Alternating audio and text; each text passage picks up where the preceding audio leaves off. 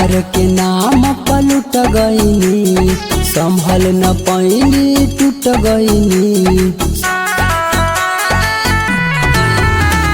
प्यार के नाम पलट गईनी, संभल न पैनी टूट गईनी। दिलू मोरा घरवा जलाई, दूसरा के घरवा बसा के। कैसे जी तोहके भुला के, रोवतानी दिलवा लगा के। कैसे जी तोहके भुला के, रोवतानी दिलवा लगा के।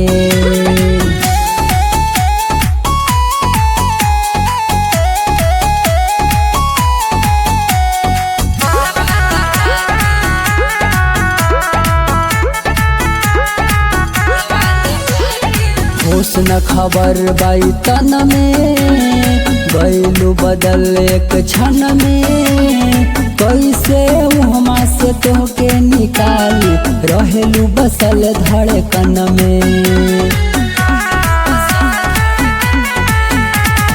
होश न खबर बाई तन में, गईलू बदल एक क्षण में।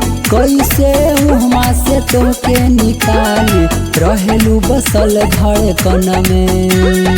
पूछतानी तोहरा से यही नु हो, पैबू का हमें तड़पा के। कैसे जी तोहके भुला के, रोवतानी दिलवा लगा के। कैसे जी तोहके भुला के, रोवतानी दिलवा लगा के।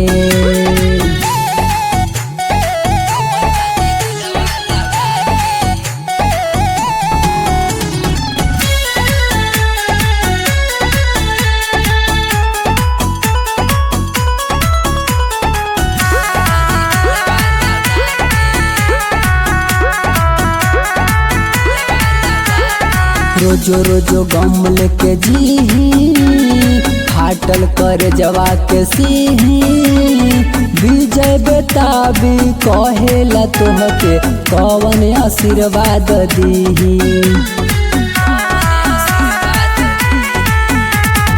रोजो रोजो गम लेके जी, फाटल कर जवा के सीही। शिवोधा में हटा कहेला तोहके, कवन आशीर्वाद दीही। दूसरा से नहीं लगैलू हो, अजय के बहिया छोड़ा के।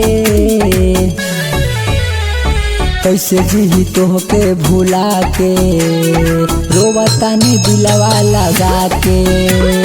कैसे जी तोहके भुला के, रोवतानी दिलवा लगा के। जाए बेवफा।